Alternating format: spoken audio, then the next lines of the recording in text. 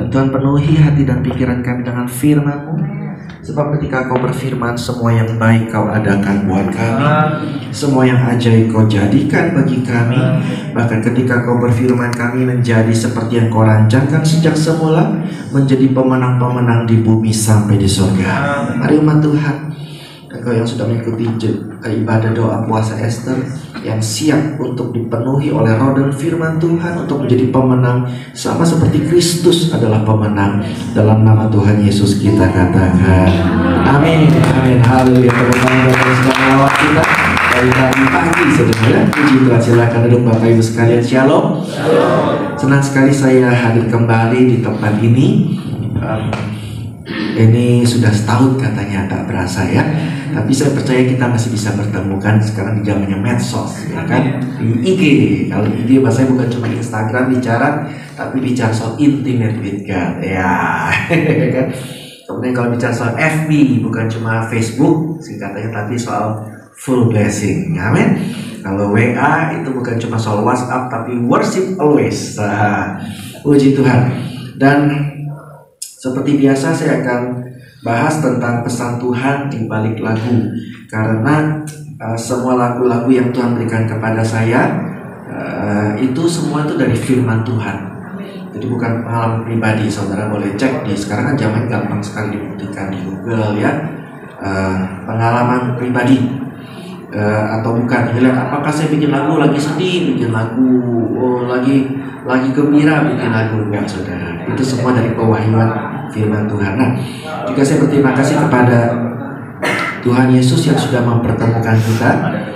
Dan kalau saya bilang saya berterima kasih pada Tuhan Yesus, itu bukan basa-basi formalitas rohani, saudara, bukan.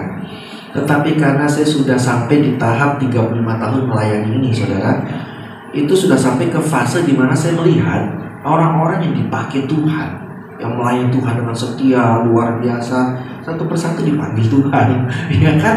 Yang senior loh, ya kan, banyak sekali hamba Tuhan yang senior satu persatu dipanggil Tuhan. Waduh, dalam hati saya dulu dipanggilnya luar biasa ini. Rasanya aduh, kayaknya baru kemarin dipanggil Tuhan, ini kok sudah dipanggil. Dan bukan cuma yang senior, tapi juga yang junior. Ya ada hamba Tuhan yang masih muda, ya lagi happening, ya jadi idola anak muda, dipanggil Tuhan.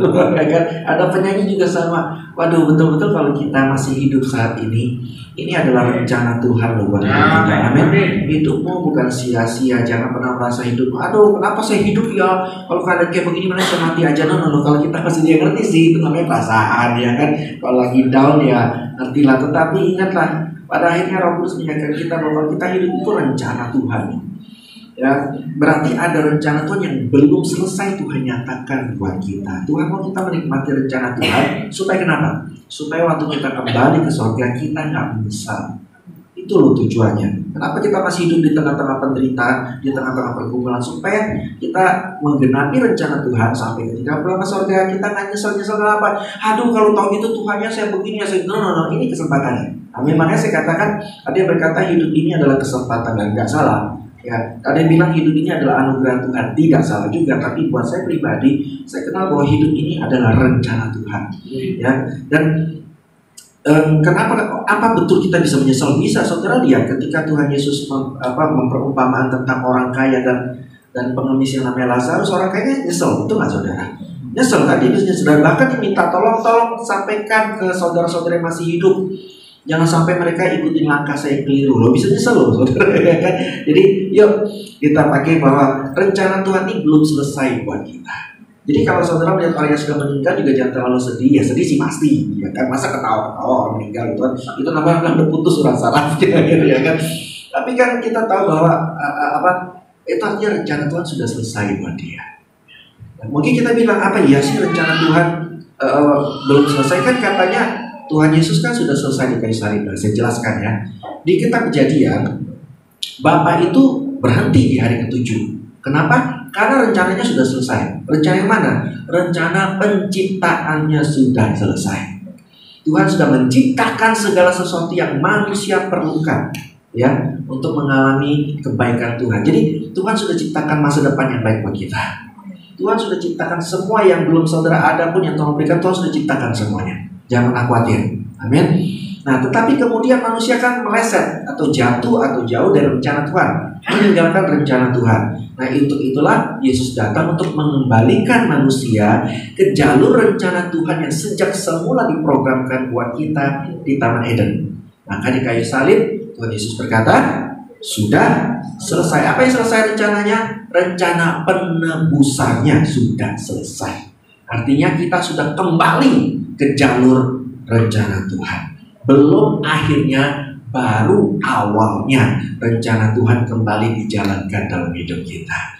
Dan kemudian apakah Yesus bilang sudah selesai lantas sudah tidak ada apa-apanya? No, Tuhan masih kirimkan Roh Kudus, betul? Dan kontraknya kapan Roh Kudus? Sampai akhir zaman, betul nggak saudara? Artinya apa? Masih ada rencana yang sedang dinyatakan dalam hidupmu. Rencana apa? Rencana kemenangan. Tuhan mau memproses saudara menjadi pemenang sama seperti Kristus adalah pemenang. Nah, ini adalah salah satu pesan Tuhan di balik lagu Rencana Tuhan. Kita belajar lagunya ya sebentar lagi ya.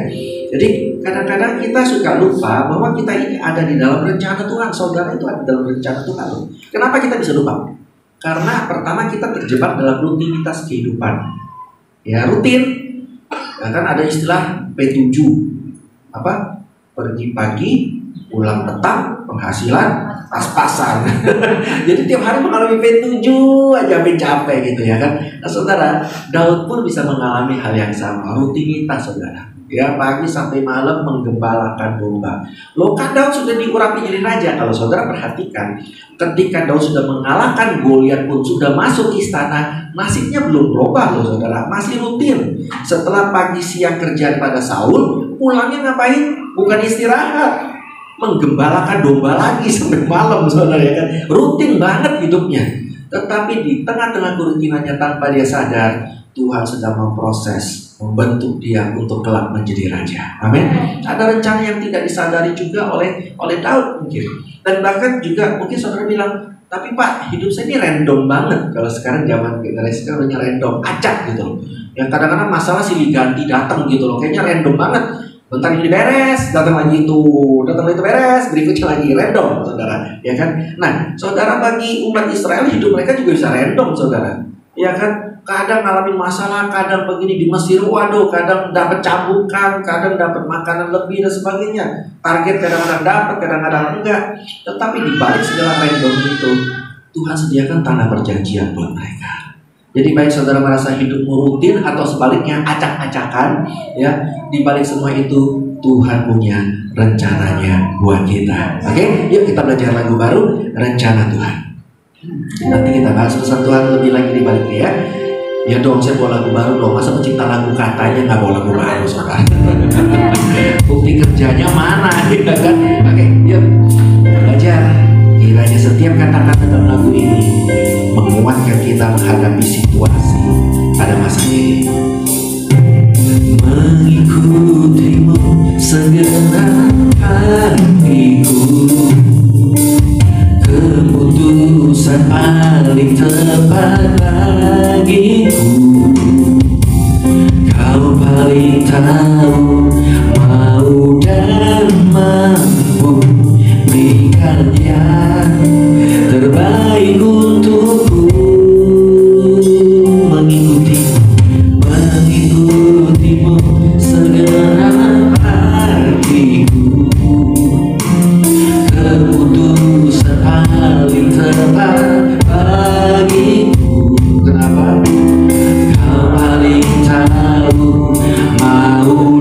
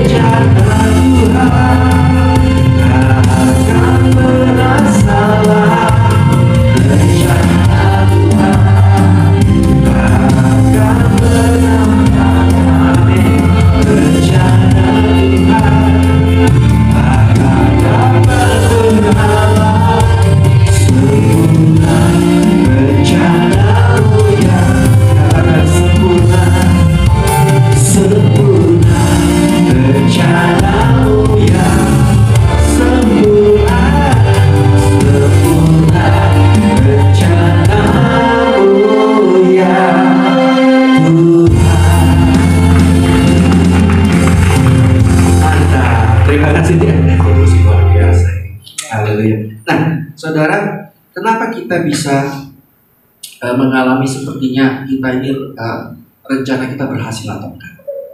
Karena rencana kita ini tergantung pada 3 parameter yang menentukan keberhasilan suatu rencana. Ya, jika kita ada masalah pun kita akan ketolong misalnya jika ada 3 parameter ini. Yang pertama adalah tahu, yang kedua mau, yang ketiga mampu. Jadi kalau kehilangan satu unsur ini aja, rencananya nggak akan jalan. Misalnya, ya saudara punya masalah, saudara perlu pertolongan apapun pergumulanmu. Tetapi ada orang yang tidak tahu saudara punya masalah. Jadi meskipun dia mau nolong orang, dia mampu menolong, dia nggak akan menolong kita, betul nggak saudara? Karena dia nggak tahu kita punya masalah. Mungkin di depan kita ketemu orangnya, tetapi karena dia nggak tahu, ya sudah, dia nggak nolong kita. Padahal kita sangat membutuhkan pertolongan, ya kan? Nggak jalan. Tetapi seandainya dia tahu, dia mampu, tapi juga nggak bergerak, nggak mau, jadi nggak rencana itu terbantu, kan? Engkau tetap akan ditolong. Kenapa? Dia tahu sih kau punya masalah dan dia mampu nolong sebetulnya, tapi yang namanya nggak mau gimana? Ya kan? Atau yang ketiga, ya kan, saudara punya masalah, lalu teman saudara bilang, aduh kasihan ya kalau punya masalah, kalau aku bisa nolong, aku nolong. Nah, kenapa dia ngomong gitu? Karena dia tahu kita punya masalah, dia mau nolong kita, tapi dia nggak mampu nolong kita. Jadi saudara jangan kecil hati, karena memang situasi itu selalu tergantung orang yang tahu, mau, dan mampu. Tetapi di dalam Tuhan, kita bisa ikuti dia segenap hati karena Tuhan pasti tahu, pasti mau, pasti mampu. Kita buktikan ya. Bicara soal ke surga, dari mana kita bisa yakin kita ke surga? Karena pertama, Yesus tahu jalan ke surga. Dari mana kita tahu? Dari hari kenaikan. Maksudnya di dalam hari kenaikan itu mengingatkan kita bahwa kita punya jaminan kita pasti ke surga. Karena ketika Yesus naik, Yesus nggak bilang gini sama murid-muridnya, murid-muridku doain saya ya. Kenapa? Aku nih naik cuma nggak tahu naik kemana ya, moga-moga aku masuk surga ya, doain ya. Nggak perlu, betul nggak saudara? Ya. Dia sudah bilang aku kembali ke surga untuk apa? Menyediakan tempat tinggal bagimu. Mantap saudara kan? Kalau ketemu orang yakin begini kan kita bisa yakin, betul nggak saudara? Karena dianya yakin. Nah, kemudian dia tahu, tetapi mau nggak? Nah, ya kan? Masa sih kita orang berdosa Tuhan menolong? Ya kan bisa begitu kan orang nanya kan? Mau nggak? Ya buktinya. Hari Jumat Agung mestinya mengingatkan kita bahwa sebelum kita bertobat pun Yesus sudah mau mati mengorbankan dirinya buat kita. Dia pasti mau. Kenapa? Karena sebelum kita kenal dia pun dia sudah mati. Dia nggak bilang gini, kamu kenal aku dulu, aku kenal kamu dulu. Kalau kamu baik, rajin ke gereja, ikut doa ibadah puasa Ester tiap bulan, nah baru aku mau mati. Kalau Yesus begitu pasti penuh loh ibadah kita, betul nggak saudara? Ya kan, daripada nggak ke surga mau dengan datang ya kan? Enggak tuh, Yesus sudah mau, berarti dia pasti mau. Nah yang ketiga, mampu nggak? Ya kan? Nah mestinya Paskah mengingatkan kita bahwa Yesus mampu bangkit, mengalahkan maut, mengalahkan semua kutuk, mengalahkan semua dosa. Artinya kalau ke surga aja Yesus tahu, Yesus mau, Yesus mampu, apalagi pergumulan kita di dunia. Yesus pasti tahu caranya, mau menolong kita dan mampu untuk kemenangan dalam hidup. Nah sekarang kenapa kita bisa yakin bahwa rencana Tuhan pasti terjadi dalam hidupmu? Kita cuma nggak sadar, ya. Tetapi kenapa pasti terjadi? Karena pertama, rencana Tuhan tidak pernah salah, sekalipun situasi berjalan salah. Ya, komanya memang nggak ada di lagu, saudara. Soalnya kalau komanya dimasukin ke lagu, itu panjang banget lagunya ya. Kan di lagu apa cerita sih? Jadi kenapa kita bilang rencana Tuhan tidak pernah salah sekalipun situasi berjalan salah? Karena banyak orang Kristen yang tidak merasa dia di dalam rencana Tuhan karena situasi berjalan salah. Makanya orang Kristen suka banyak bingung ketika orang bertanya gini, kenapa orang baik menderita? Bingunglah kita. Kalau pertanyaannya kenapa orang jahat menderita, nggak usah kita, orang dunia pun tahu. Mereka akan bilang, oh itu karma, ya kan? Atau ada yang bilang itu hukum sebab akibat, konsekuensi. Kalau main api, ya konsekuensi kebakar. Kalau main air, konsekuensi basah. Ya berani jatuh cinta, konsekuensinya patah hati. Kan itu namanya hukum sebab akibat, gitu ya kan? Tetapi kenapa Karena orang baik menderita. Nah, orang Kristen kenapa suka bingung jawabannya? Karena kita mengenal Tuhan kita itu Tuhan yang baik. Betul? Tuhan itu baik. Kita kan lagunya Tuhan itu baik terus, kan? Maka kita akan langsung terjadi konflik di pikiran kita. Kalau Tuhan itu baik, kenapa orang baik mengalami hal yang tidak baik? Tapi hari ini, yuk kita jawab pertanyaan itu supaya kita bisa yakin walau situasi baik, walau situasi tidak baik, kita bisa yakin bahwa kita hidup dalam rencana Tuhan. Kita buka Mazmur 25 ayat 8. Seperti biasa saya banyak membahas kitab Mazmur karena kalau dari kitab lain sudah banyak yang bahas lah gitu. Kalau saya banyak orang suka mengira termasuk saya dulu bahwa Mazmur ini cuma kitab puji-pujian. Salah besar. Kitab Mazmur ini adalah kitab hati Tuhan. Kalau saudara mau intim dengan Tuhan seperti Daud intim dengan Tuhan, saudara baca di Mazmur karena Tuhan itu menyatakan dirinya kepada Daud. Jadi pengenalannya dinyatakan di dalam kitab Mazmur ini. Jadi kalau mau buktinya gampang sebetulnya, baca aja Mazmur 1. Ketika saya saya ini seorang firman lovers sebetulnya. Saya bukan lagu lovers, saya firman lovers. Jadi saya suka firman, tapi nggak gitu suka lagu. Hobinya memang bukan lagu. Tapi kok bikin lagu itu penyembahan, itu dua hal yang berbeda. Lagu ya lagu, penyembahan ya penyembahan. Betul nggak saudara ya kan? Kalau lagu kan di karaoke bisa nyanyi, di tengah jalan bisa nyanyi. Kalau penyembahan itu bicara soal beda. Itu soal kuasa dari hadirat Tuhan. Lain. Nah, tetapi saya ketika baca Perjanjian Baru selesai, langsung saya mau baca Perjanjian Lama karena memang itu yang direkomendasikan, ya kan, caranya begitu. Tapi saya herannya Roh Kudus menggerakkan saya baca Mazmur. Saya nggak demen dong, ya Tuhan, Mazmur kan kita puji-pujian, nanti aja lah, yang penting Perjanjian Lama dulu. Ternyata saya keliru. Ketika saya baca kitab Mazmur 1, ternyata itulah hati Tuhan. Kalau saudara mau tahu hati Tuhan, itu baca Mazmur 1 langsung ketahuan. Apa Mazmur 1? Ya saya bacain ya. Berbahagialah atau diberkatilah, ya kan, be blessed. Kalau Indonesianya berbahagialah, tapi bahasa asli sebetulnya diberkatilah. Orang yang tidak berjalan menurut nasihat orang fasik, tidak berdiri di tengah pendosa, tidak duduk dalam kumpulan pencemooh, yang kesukaannya adalah Taurat Tuhan, merenungkannya siang dan malam. Nah, hasilnya apa? Efeknya apa? Dia katakan, ia akan menjadi seperti apa? Pohon yang ditanam di tepi aliran air, yang tidak pernah kering daunnya, ya kan, menghasilkan buah pada musimnya, apa saja yang diperbuatnya berhasil. Ini siapa? Kita. Ternyata kalau mau tahu hati Tuhan itu pengen saudara berhasil. Hati Tuhan tuh pengen saudara tuh berbuah. Hati Tuhan tuh pengen saudara tidak layu, tidak kering di setiap musim, selalu menghasilkan buah. Itu loh hati Tuhan. Lah kapan puji-pujiannya? Ini kan gak muji loh. Ini kan hati Tuhan. Puji-pujiannya kapan? Mazmur 150 paling belakang. Pujilah dia dengan kecapi, betul nggak? Pujilah. Seperti hati Tuhan itu gini. Semakin kita dekat hati Tuhan, di hati Tuhan itu ada kita. Seolah Tuhan bilang, yang ada di hati itu engkau. Soal memuji itu urusan belakangan. Aku bersedia puji belakangan tidak apa-apa. Tapi hatiku selalu ingin menyembuhkanmu, hatiku ingin menyelamatkanmu, hatiku ingin menolongmu, hatiku ingin memenangkanmu. Kalau saudara tahu hati Tuhan seperti itu, makin pengen muji Tuhan ya saudara. Itu yang bikin pujianmu nanti akan bergairah saudara. Karena saudara, hati Tuhan tuh waktu ketika saudara memuji pun, di hati Tuhan bukannya lagi nikmati pujianmu, enggak. Dia lagi memikirkan engkau. Dia lagi menikmati engkau. Bukan pujiannya, tapi kitanya yang dinikmati oleh Tuhan. Amin. Nah, jadi kita baca Mazmur ini, Mazmur 25 ayat 8, kita kenal Tuhan. Malah di sesi kedua nanti kita akan bicara soal hati penyembahan. Ini kan di sesi pertama ini hati Tuhan ya. Nanti di sesi kedua, bagaimana kita merespon hati ke hati, saudara. Oke? Mazmur 25 ayat 8, Tuhan itu apa?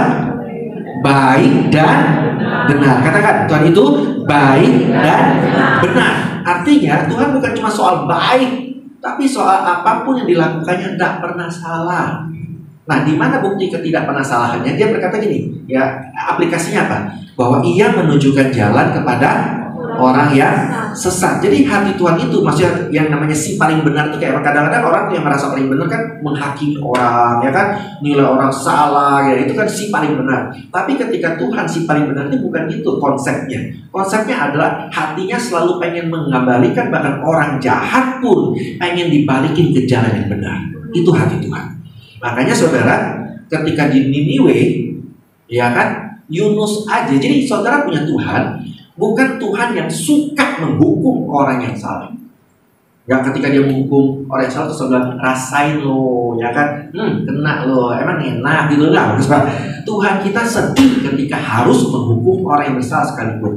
Makanya di Alkitab katakan Tuhan menyesal mendatangkan air bah. Makanya orang suka bingung, kok Tuhan nyesel sih? Nyeselnya Tuhan bukan nyeselnya kita. Kalau nyeselnya manusia itu nyesel karena sudah berbuat kesalahan.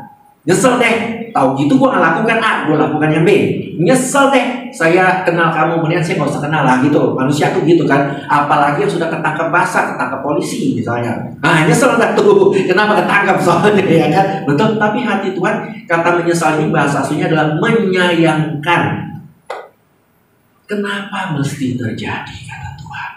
Bukankah lebih baik gampang? Ayo ketika Nuh berbicara tentang kasih karunia Tuhan, kamu percaya, bertobat, masuk semua ke kapal, masuk ke gunung Ararat, kebun anggurnya banyak, semua bisa makan anggur sepuasnya, menjadi orang-orang yang pemenang. Itu hati Tuhan. Amin saudara. Itu yang dinyesel tuh begitu. Kenapa mesti kalian milih binasa? Bukankah lebih baik kalian masuk ke bahtera? Jadi bukannya Tuhan tuh dengan senang tinggalin saya lo kamu ya aku tutup bahtera. No. Ya, melakukan dengan ibaratnya sedih. Why you have to choose this? Nah, saudara ketika di Niniwe, kan Tuhan tahu Niniwe bejat, betul nggak saudara? Nggak usah Tuhan, Yunus aja tahu. Makanya Yunus malas. Makanya saudara, kita ngerti lah kalau kita jadi Yunusnya, ngerti lah. Kalau saudara disuruh pergi ke tempat orang yang saudara sudah tahu nggak bakal bertobat, yang ada gue dibuling di sono. Malas nggak saudara kita sana? Yunus pun begitu. Jangan-jangan aku dirajam di sono kata Yunus, ya kan? Tetapi Tuhan tetap kekeh terhadap Niniwe. Dan apa akibatnya? Ternyata betul loh, Niniwe bertobat. Dengan saudara. Dan kemudian yang di perjanjian baru banyak yang tidak menyangka kenapa Yesus ketemu perempuan Samaria. Fokusnya perempuannya jadinya. Padahal fokus aslinya Samarianya. Karena Samaria di zaman perjanjian lama adalah ibu kota kerajaan Israel.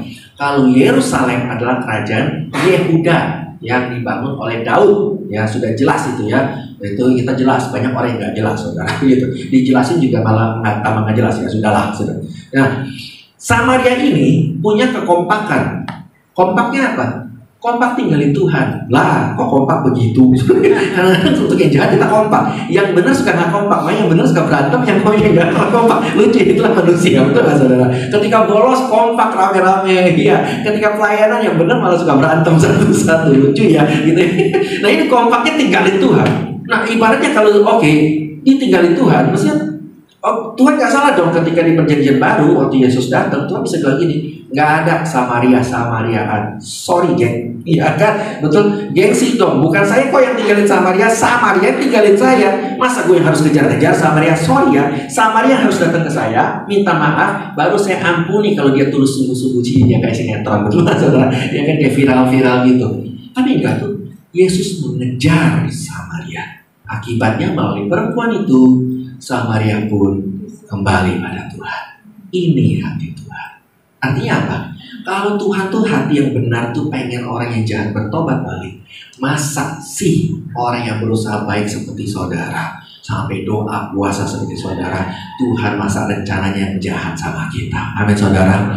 Tuhan pasti selalu ingin yang terbaik buat kita. Nah, kalau kita kembali kepada pertanyaan sekarang, kita sudah kenal Tuhan. Kenapa orang baik menderita? Nah, mestinya kan Yusuf juga mengalami pertanyaan yang sama.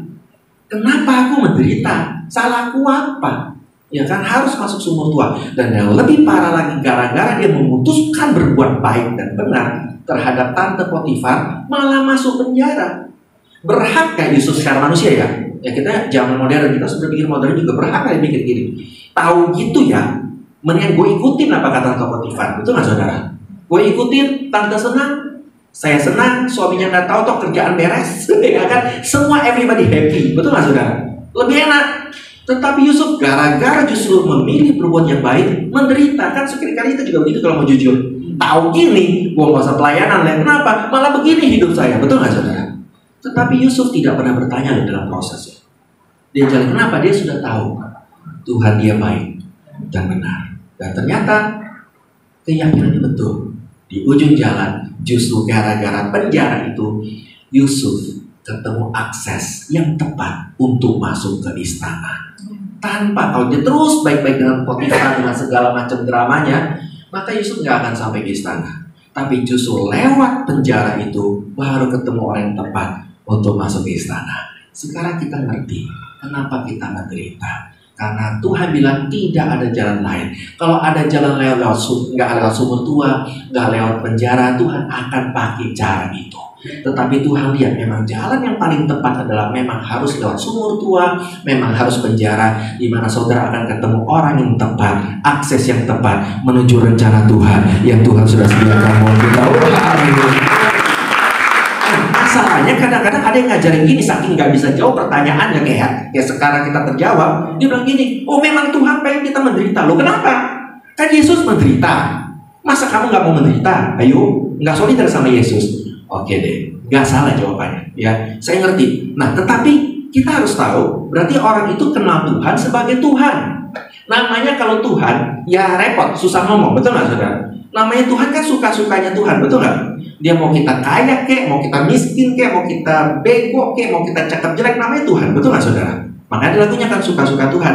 Tapi jangan lupa, Tuhan kita pengen dikenal sebagai siapa? Ayo, oke. Yesus memperkenalkan Tuhan sebagai siapa? Bapa. Makanya dia berkali-kali ngomong soal Bapa. Bahkan doanya bukan doa Tuhan kami, tapi doa apa? Bapa kami. Artinya kalau saudara mau kenal Tuhan seperti Daud kenal Tuhan, kenal dia sebagai Bapa. Karena hati Bapa itu agak beda dengan hati bos. Atau Tuhan itu kan bos. Kalau hati bos bikin perusahaan buat siapa? Apa buat anak buahnya? Enak aja. Bosnya mau keluarin modal, ya buat dia dong. Nah ini pemikiran Tuhan.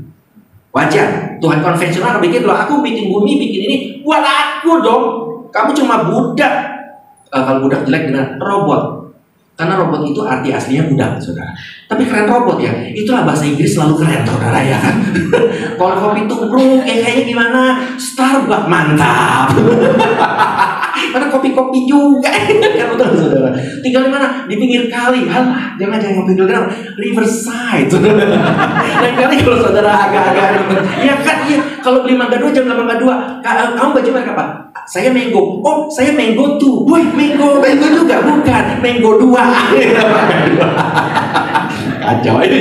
Kembali ke jalan benar, ya kan? Nah, saudara, kalau hati Bapak bikin sesuatu buat siapa? Apapun dilakukan pasti buat anaknya, betul kan? Nah itu. Jadi kita ngerti. Kalau kita seorang bapak nih, anggaplah kita bapak yang bodoh, nggak sekolah tinggi, terus kita miskin gitu ya. Anggap ya. Apakah kita akan berpikir anak kita ketika anak kita, jadi kita bilang, nah kamu jangan sekolah ya? Kenapa? Kamu sebodoh. Loh kenapa Pak? Bapak kamu bodoh. Masa papa bodoh, kamu pintar? Nanti kamu sombong, menghina papa. Papa ngomong gini dibantah. Enggak, sekolah bilang gini, ya kan? Repot. Daripada kita berantem, kita bodoh sama-sama, happy sama-sama. Yuk, bisa yuk, kan gitu. Kan? Apa gitu? Orang bingung kan, bapak apaan? Betul nggak saudara?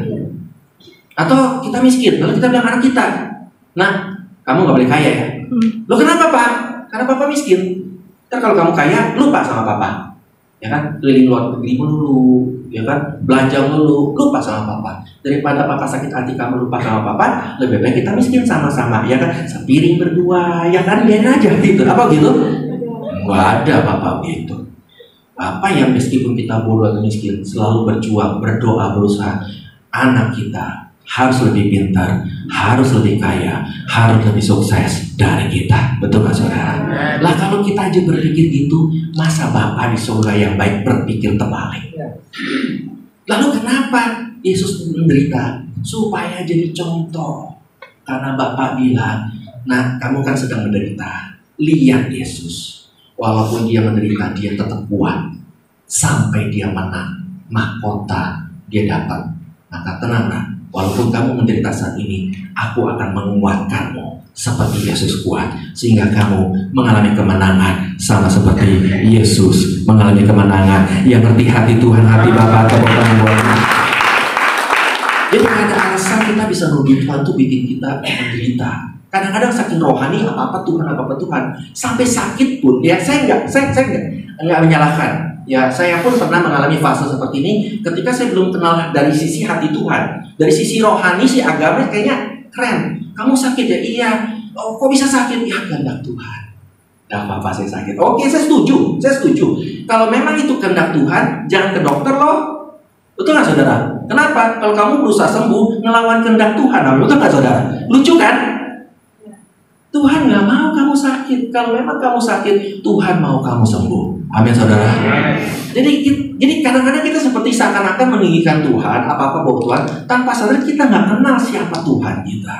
Tuhan kita selalu pengen kita mengalami kebaikan, karena itu rencana Tuhan tidak pernah salah, sekalipun situasi berjalan salah. Yang nanti katakan amin. Tepuk tangan buat Tuhan, amin. Ada dalam rencana Tuhan, baik atau tidak baik situasi, tetap rencana Tuhan berjalan. Amin. Nah, yang kedua saudara, kenapa kita bisa mengikuti Tuhan segenap hati, percaya kepada Allah kita dalam rencana Tuhan? Karena rencana Tuhan tidak pernah gagal, sekalipun kita gagal. Karena orang Kristen ketika menderita dan situasi berjalan salah, ada juga yang kuat. Ada, karena yang anggap itu pikul salib. Maka walaupun situasi penganiayaan, dia tambah kuat. Dia ini saatnya memikul salib. Tetapi dia akan down ketika dia mengalami kegagalan dalam hidupnya. Dia salah ambil keputusan, dia pelayanannya ada masalah, pekerjaannya ada masalah, mungkin dia bikin kesalahan dalam bisnisnya, down. Itu yang bikin dia merasa dia tidak dalam rencana Tuhan, karena dia gagal. Tetapi ketahuilah hari ini saudara, bahwa rencana Tuhan tidak bakal bisa digagalkan oleh kegagalan kita. Amin. Karena di Alkitab pun banyak orang gagal yang sebetulnya tidak pantas untuk mengalami kebaikan Tuhan, rencana Tuhan. Contoh ya, Abraham. Gak salah Pak ngomong Abraham, kan namanya Abraham. Betul, memang sebelum Abraham namanya Abraham. Waktu Abraham itu melakukan tindakan konyol yang mestinya tidak menunjukkan dia layak jadi bapak orang beriman. Kenapa? Ketika dia sedang bersama istrinya berjalan di suatu negara yang rajanya playboy. Saya pakai bahasa zaman now ya saudara. Biar kita lebih gampang nangkep di bahasa sekarang ya kan. Raja Abimelek ya kan. Playboy, kalau setiap lihat cewek aja, langsung aja koleksi berikutnya. Gitu.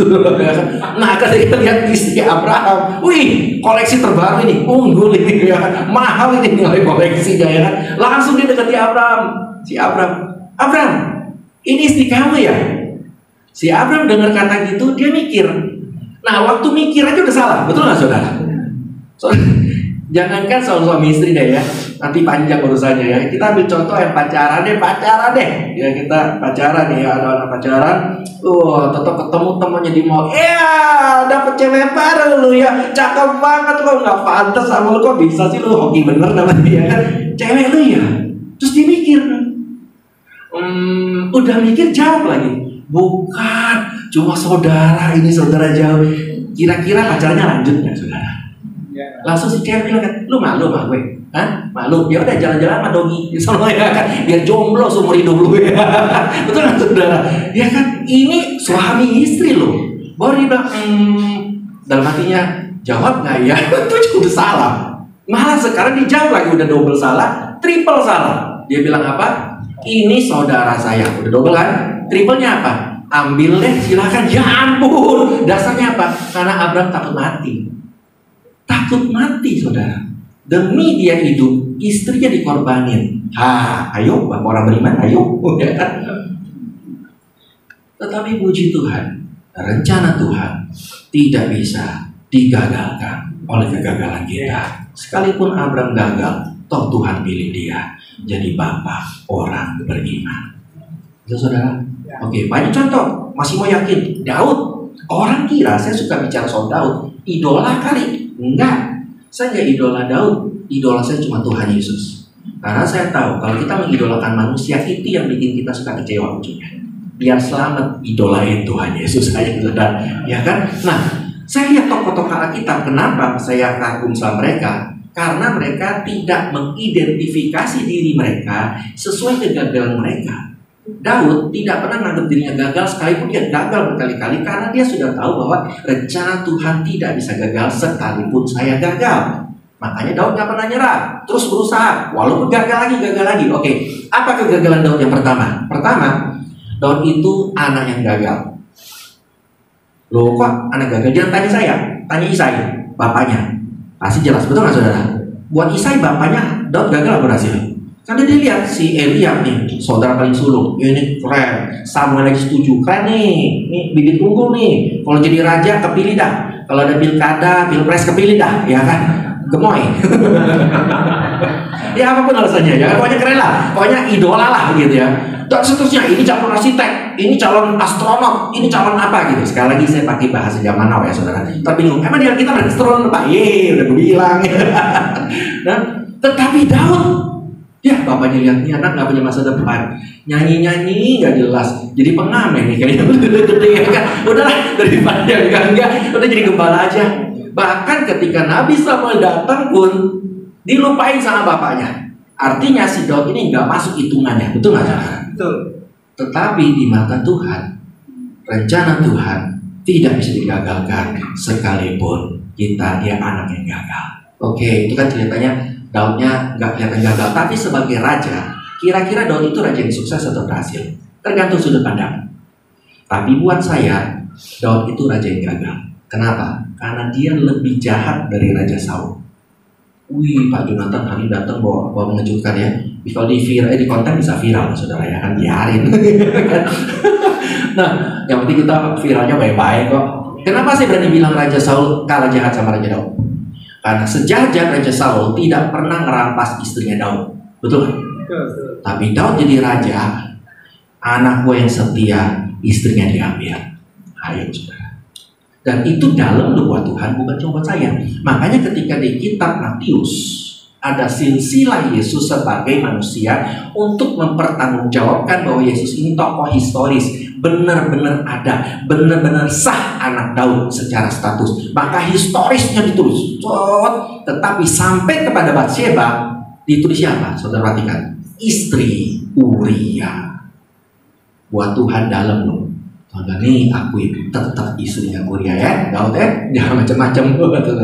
Artinya apa? Gagal kan? Tetapi kegagalannya Daud tidak berarti rencana Tuhan gagal. Tetap Yesus lahir sebagai anak Daud. Karena kuncinya Daud tidak pernah mengidentifikasi dirinya berdasarkan kegagalan dia.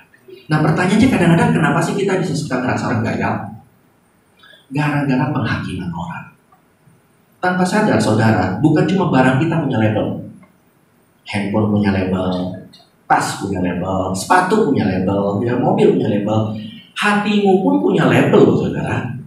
Nah, siapa yang kasih label? Seringkali itu orang-orang yang ngomong tentang kita. Kalau dia ngomong yang baik, kita label diri kita dengan baik. Tapi kita tahu jarang itu terjadi, betul nggak saudara? Banyakkan orang melabeli kita dengan hal-hal kekurangan kita. Tanpa sadar kita aminkan diam-diam, kita cap hati kita dengan label itu.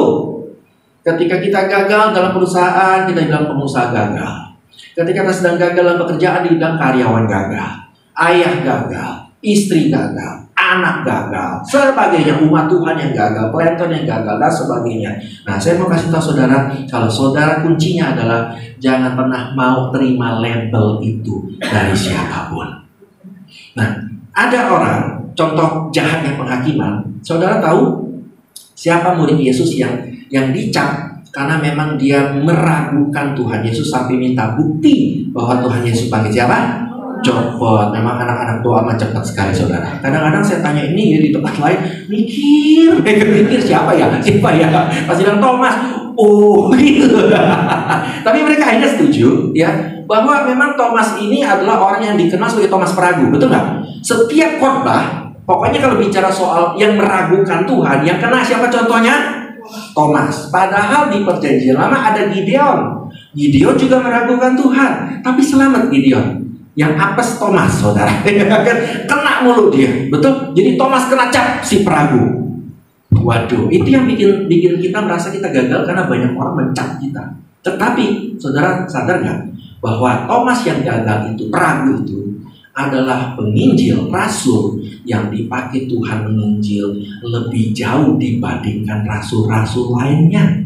Rasul Paulus sampai ke Eropa, yes, tapi Rasul Thomas menginjil sampai ke India, lebih jauh, saudara. Orang yang dianggap gagal, dikotbahkan gagal, jadi contoh gagal, di tangan Tuhan dipakai Tuhan luar biasa. Saudara yang gagal di tangan Tuhan pakai luar biasa. Jangan pernah mau, ya saudara, mencapai. Jadi ingat, rencana Tuhan tidak bisa digagalkan oleh kegagalan saya. Yang ketiga, kenapa kita bisa yakin bahwa kita adalah rencana Tuhan? Karena rencana Tuhan tidak bisa dihalangi, sekalipun seluruh dunia menghalangi. Baik, kita buka ayatnya. Mungkin saudara tanya, Pak, kok yang tadi poin 2 nggak ada ayatnya? Sekalian, saudara.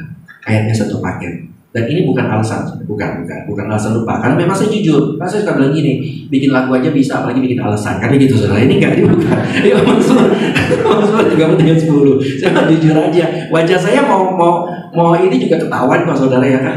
Mau stres ketahuan, mau lapar ketahuan, ini susah. Saya ini kalau nggak makan judi, saudara, jadi nggak bakal terima bansos kalau kalah judi. Soalnya nggak makan. Mukanya ketahuan. Kalau penjudi kan hebatnya makanya disebut poker face, ya. Itu kenapa? Karena mukanya flat. Kartu bagus nggak ketahuan, kartu jelek nggak ketahuan, betul nggak, saudara? Ya kan? Kalau orang yang gampang ketahuan lagi buka kartu jelek, stres gitu ya kan? Habis, saudara, kan? Langsung dihajar. Oke, Mazmur 33:10. Dikatakan apa? Tuhan menggagalkan rencana bangsa-bangsa. Ia meniadakan rancangan suku-suku bangsa. Artinya, kita bisa ada saat ini walaupun banyak halangan. Mungkin saudara kadang-kadang rasa, saya sudah berbuat baik, saya sudah berusaha berbuat benar, tapi banyak halangannya sih. Saudara, jangan kecil hati ya. Saudara, kita bisa bertahan sejauh ini, itu karena Tuhan sudah banyak menggagalkan rencana si jahat dalam hidup kita loh. Cuma kita nggak sadar. Mestinya kita mungkin sudah kena penyakit yang mematikan kita, tapi kita survive. Mestinya mungkin kita kena kecelakaan yang merenggut nyawa kita, tapi kita survive. Mestinya kita sudah kena korban dari bullying, korban dari apa di masa lalu dan sebagainya, korban kejahatan, tapi kita survive. Karena Tuhan sudah berkali-kali menggagalkan rancangan jahat terhadap kita. Amin. Nah, ayo di ayat selanjutnya, baru itu poin 2. Tetapi, ya kan? Apa? Rencana Tuhan tetap selama-lamanya. Rancangan hatinya turun-turun. Itu poin 2. Maka kita kata rencana Tuhan tidak bisa digagalkan oleh apapun. Nah, jadi rencana Tuhan kalau sudah rencana terhadap kita, itu bukan dimulai dari kita. Dari atas kita sudah Tuhan mulai. Rencana Tuhan terhadap Israel sudah Tuhan mulai dari Abraham. Jadi selalu, nah rencana Tuhan juga turun ke anak cucu kita, saudara. Jadi Tuhan tuh udah panjang rencananya buat kita, saya katakan. Nah, ayo kita bahas, saudara. Jadi, tapi kadang-kadang kita bilang kan, tapi saya ini korban kejahatan, betul. Banyak sekali kita luput, kita nggak sadar. Contohnya ya, Haman itu mau menggantung Mordekai, mau membinasakan, menggenosida umat Israel.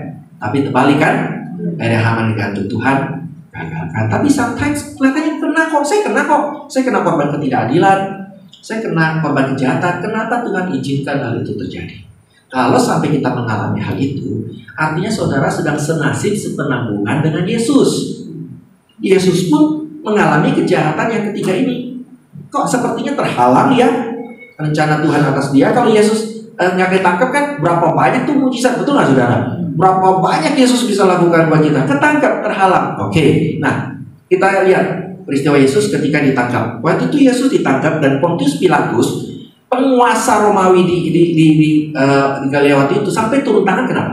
Dia penguasa tinggi. Ngapain turun si bos? Karena diadukan Yesus ini ngaku sebagai raja. Mereka bilang, ini mau ganggu kaisar, mau kudeta nih. Waduh, langsung penguasa Romawi turun tangan. Bahaya ini.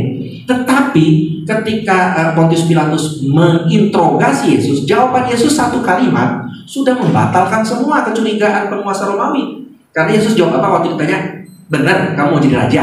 Kalau Yesus bilang benar, mati dia, ya kan? Ini berarti kudeta sama kaisar, hukumnya mati. Tapi Yesus jawabnya apa? Kerajaanku bukan dari dunia ini. Langsung Pontius Pilatus ibaratnya tepuk jidat. Lah, ini mah bukan urusan politik, ini raja masih hal rohani, kiasan, metafora. Ada-ada aja nih orang Farisi ya kan. Tetapi Pontius Pilatus nggak bisa langsung bebaskan, karena dia seorang politisi. Ketika rakyat rusuh, dia kena, dia yang salah. Jadi dia pakai akal. Pikiran dia, akal dia pasti bebasin Yesus. Caranya gimana? Di setiap Paskah di zaman waktu itu ada tradisi membebaskan satu orang. Grasilah, amnestilah kalau sekarang ya kan. Ada yang bebasin. Nah, maka si Pontius Pilatus memanfaatkan ini ya untuk mencoba membebaskan Yesus. Makanya dibandingkan bukan dengan penjahat biasa. Mestinya namanya grasi, penjahat nggak terlalu penjahat yang gawat, betul nggak saudara? Mestinya biasa-biasa. Tapi Pontius pikir daripada susah milih, saya bandingkan ekstrim. Yesus yang baik sekali dengan penjahat yang jahat sekali, supaya orang langsung jelas milihnya, betul nggak saudara? Mendingan bebasin Yesus lah daripada bebasin perampok, pembunuh, teroris, bahaya, betul nggak saudara? Nah, makanya Pontius Pilatus bandingkan gitu. Adalah namanya udah sentimen, yang tetap dibebasin, yang dipilih malah si penjahat. Why? Karena itulah sifat manusia dalam menghakimi. Kenapa sih kita suka dengar nasihat? Bukan nasihat, kalau nasihat itu kan bagus, tapi suka dengar komentar nyinyir toksik orang lain. Kadang-kadang orang tuh mau komentar bukan karena kita salah, tapi soal dislike or like. Tahu dong medsos kan? Like kita pencet thumbs up, dislike kita pencet thumbs down. Kadang-kadang orang nilai kita cuma dislike or like. Kalau dia sudah dislike sama kita, apapun alasannya, saudara mau buat baik, mau buat apapun, dia pasti nggak suka sama kita. Saudara ngomong apapun, dipelintir pasti sama dia. Betul nggak saudara? Jadi jangan kecil hati melabel diri kita gara-gara orang ngomong sama kita. Tetapi ketika Yesus akhirnya pun sepertinya terhalang, oh enggak, justru gara-gara Yesus tidak dibebaskan, rencana lebih besar, keselamatan terjadi dalam hidup kita. Amin saudaraku. Artinya apa? Ketika Tuhan seakan-akan membiarkan saudara mengalami hal yang tidak enak, terhalangi, itu karena rencana Tuhan lebih besar sedang Tuhan nyatakan dalam hidup kita. Yang ketiga, katakan amin. Tepuk tangan buat Tuhan. Saya kalau lihat orang merasa saya tertolak, kalau tertolak mah Yesus juga pernah alamin. Makanya penting sekali kita itu mengenal hati Yesus. Dikatakan seperti Yesus itu ya seperti itu. Lihat pada Yesus. Yesus itu ditolak di kampung halamannya sendiri. Nyakitin kan? Nyakitin saudara. Kan dia justru kan mesti kenal, mesti dukung dong. Wih hebat lu. Wah anak tukang kayu malah bisa nyembuhin orang. Wih hebat. Maksudnya gitu dong. Ini malah dihina status dia. Lu kan anak tukang kayu, nggak mungkin lu bisa lakukan hal hebat ini. Betul nggak saudara? Tetapi gara-gara Yesus tertolak di kampungnya, dia justru melayani di Galilea, tempat lebih besar, di mana orang Yunani ngumpul, orang Romawi ngumpul, orang-orang seluruh dunia berkumpul di sana, dan Yesus melayani lebih besar. Ketika kita seakan-akan tertolak ke satu tempat, artinya apa? Tuhan lagi arahkan kita ke tempat yang lebih besar yang Tuhan sediakan buat kita. Setiap hal yang Tuhan izinkan itu ada rencananya. Cuma kita nggak tahu aja. Tapi kalaupun kita nggak tahu dan baru tahu hari ini, kalau untuk berikutnya masih belum tahu, percayalah sama Tuhan, ya kan? Karena dia nggak bakal bisa dihalangi, saudara. Nah, kalau kita sudah tahu gini, sekarang bagaimana mempercepat rencana Tuhan terjadi, ya? Nah, nanti kita akan bahas kenapa Daud itu di sesi 2 lebih kenapa Daud itu mengalami percepatan rencana Tuhan. Ya, nah kita akan bahas. Tapi yuk kita buka dulu ayat terakhir. Musik boleh mainin pelan-pelan? Bukan pelan-pelan dong. Mainkan tipis-tipis. Ya, bahasa medsos. Menyala bang.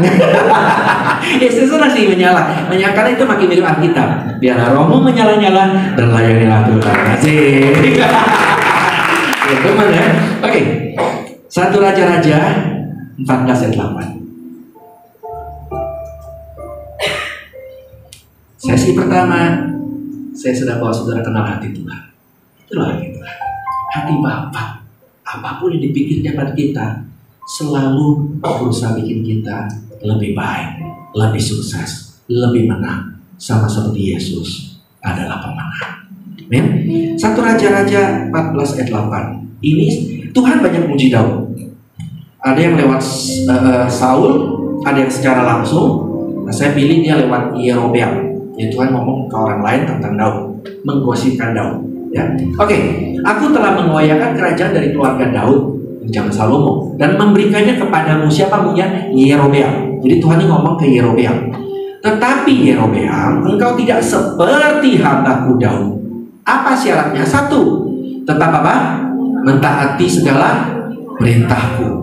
Dan apa? 2. Mengikuti aku dengan segenap hatinya. Dan 3. Dan hanya melakukan apa yang benar di mataku. Kita bahas poin 1 dulu, saudara. Makanya saudara, kalau dibilang Tuhan suruh taat tuh jangan berpikir gini loh. Oh, kalau kita nggak taat sama Tuhan, ntar kita kena hukum.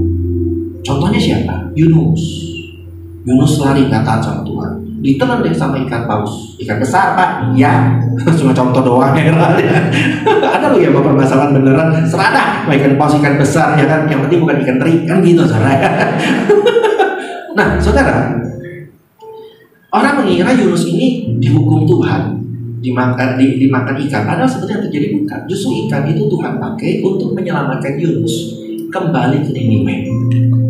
Waktu itu Yunus bayar gojek, kapal dibayar, saudara, untuk ngantar dia ke Tarsis. Tapi di tengah jalan dia justru dibuang ke laut dengan satu dan lain hal. Dibuang. Justru mestinya sesuatu yang mesti dia bayar untuk nolong dia, justru itu yang membuat dia hampir mencelakakan dia. Tetapi mestinya ikan besar makan Yunus, tapi justru ikan besar itu yang membawa Yunus hidup-hidup ke Niniwe. Amin, saudara. Jadi saya percaya, saudara di sini pun datang kemari hari ini ketemu saya, ini rencana Tuhan. Amin.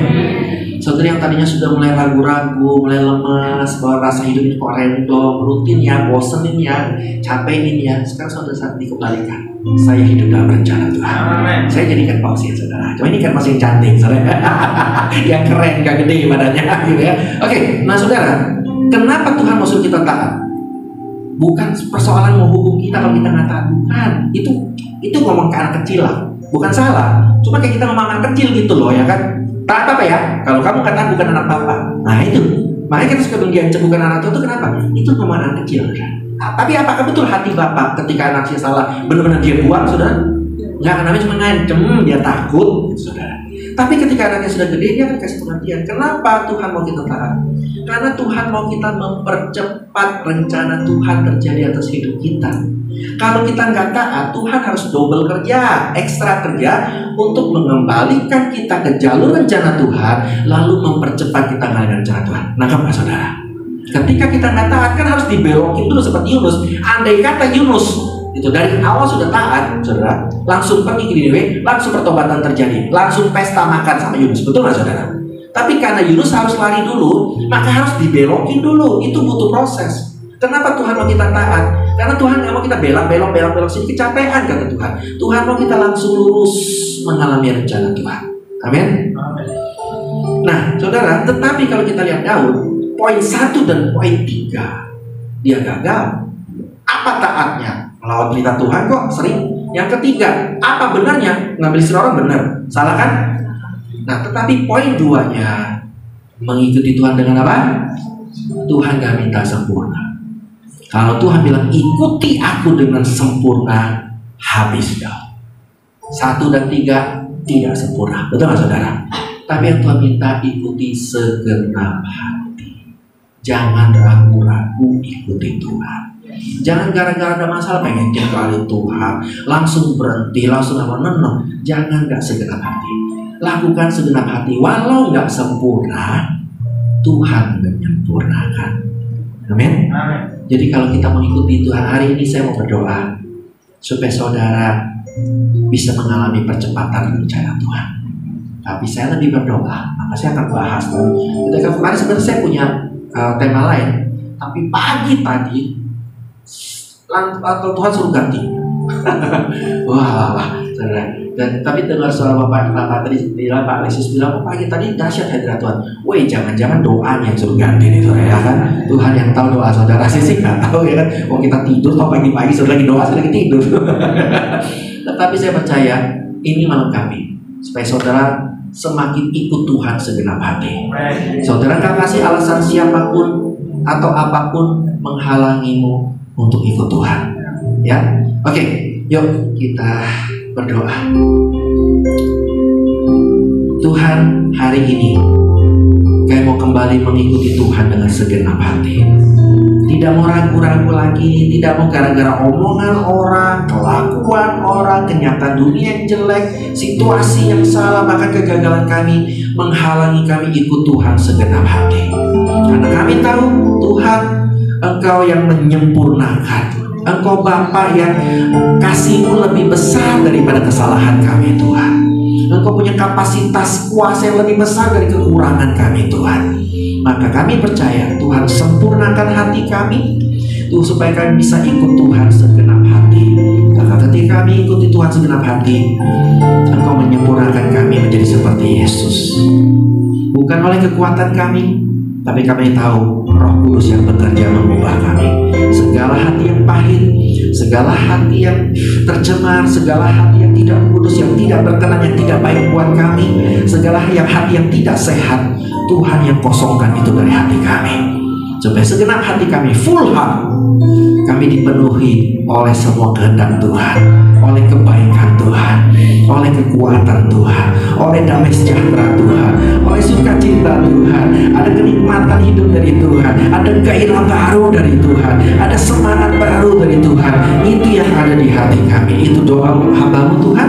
Dan pagi hari ini biar hamba-Mu berdoa, firman yang disampaikan adalah firman yang meneguhkan, firman yang menguatkan, menghiburkan, menyembuhkan, menerobos, memberi pencerahan, memberi kami arahan, mendatangkan hikmat, mendatangkan mujizat, mendatangkan berkat, bahkan kemenangan dalam hidup kami. Yang percaya dan diberkati oleh firman Tuhan ini, bahkan ibadah doa puasa dalam nama Tuhan Yesus kita katakan. Tepuk yuk buat sesi pertama. Hal yang luar biasa. Tuhan Yesus berkati. Selamat istirahat dulu. Sampai ketemu di sesi 2. Amin. Berapa menit istirahat? 1 menit. Oke, kita ya terima kasih buat toilet.